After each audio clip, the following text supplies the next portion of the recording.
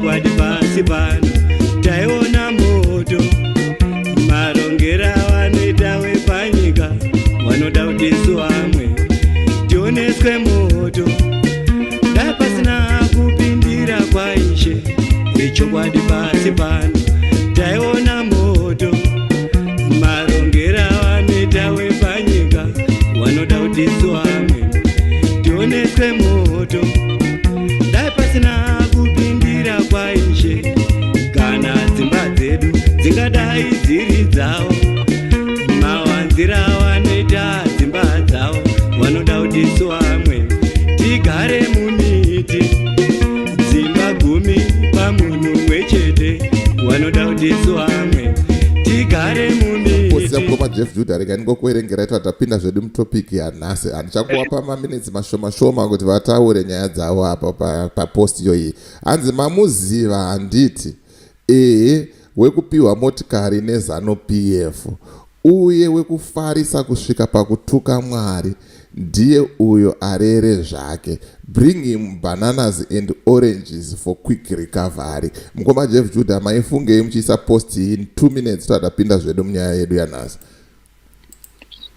Tinenge tichida kuti tiremind vamwe vedu zvizvarwa zvemuZimbabwe, especially pane mashoko anenge achitaurwa nevanhu number 1, number 2 tonyanya kutevera mabasa avanenge vachiita. Then ivo votiratidza kuti havana hanya nevamwe vanhu. Upenyu hwedu isusu vanotambudzika chinhu chisina maturo, kunyange dai taibviswa tese panyika kwaisara ivo ndivo vanokosha. Toti oraiti zvakanaka mati isusu tigoparara nenzara neurombo nezvimwe zvikonzero nezvirwere. Then you find kuti munoona ma-GD6 aya mishengene yemota akadzidzi dzine ma-aircon zvokuti kana wakazvivharira imomo chivhura mabwe nemvura zvichinaya panze apa unonyatsonzwa kuti ndiri mune rimwe denga.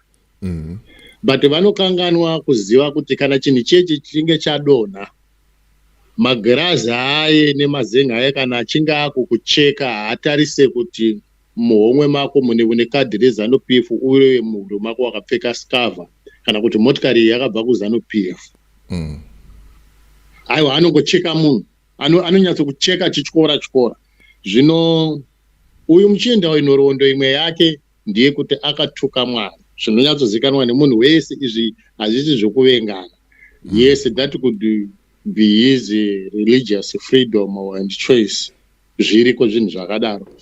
Then muchienda uyu akaratidza kuti iye ZANU PF anoida zvisingaiti, despite the fact yekuti iye is got a full knowledge of the crimes committed by ZANU PF. Zvichida chimwe chinhu chinogona kunge chakamutuma kuti anojoina ZANU PF inhawe yekuti akaona kuSouth Africa kuchaiti. Saka the only way yekuti agone kusurvive panguva ineyi ndiye kutojoina ZANU PF, kwete kuti iye ega.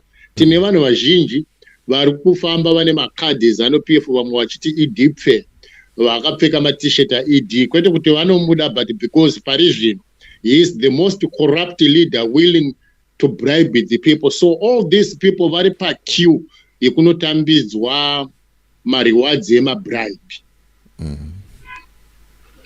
Saka iye ada kuratidza his faithfulness kuna ED kuti kunyange ndakadonha nemotikari yenyu, but honai skava ndinayo mutsipa, inini ndinemi, I'm willing to die for you. Saka they are actually marketing themselves to ZANU PF nekuda kwekuti ZANU PF yakabvuma kumarketa pfuma yebribe kuti anouya kwatiri tinomupa.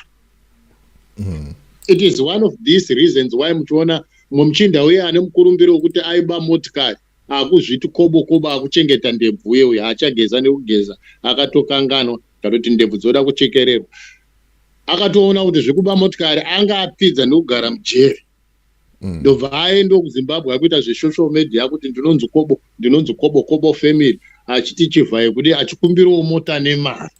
Saka nzara inogona kutuma mumwe munhu zvimwe zvinhu zvekuti imi munogona kuzvibvunza kuti chii chiri kuitika.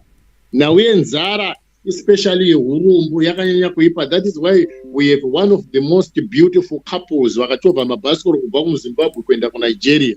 Along the way mukadzi wacho uyu waVhusi Tando akazobuda akudya shato.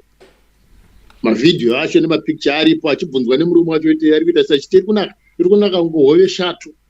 So vanhu vanosvika pakuzvimaketa kuita zvimwe zvinhu zvisirizvo zviri against zvinhu zvavanoda. Zvakafanana tine maexample emahuraya vanonzi vana Sandi, munomuti Sandani akambenga ari nesu Evangelic Sunday achiita pono achidi akaona kuti zviri zvepono izvi kubhadhara kwazvo zvaakunetsa plus vama off market kamwe akashama mukanwa maayo akagudzunuka mazino kasara mavende nemazino akaora saka vakutoita zveZANU-PF. So you find some people they are selling themselves to ZANU-PF because nekuda kwenzara for a loaf of bread. Zvinoti atiri kurimindana nevamwe pamusoro paJoshua kuti ndiye mumwe uye wekuzvitengesa kuZANU-PF.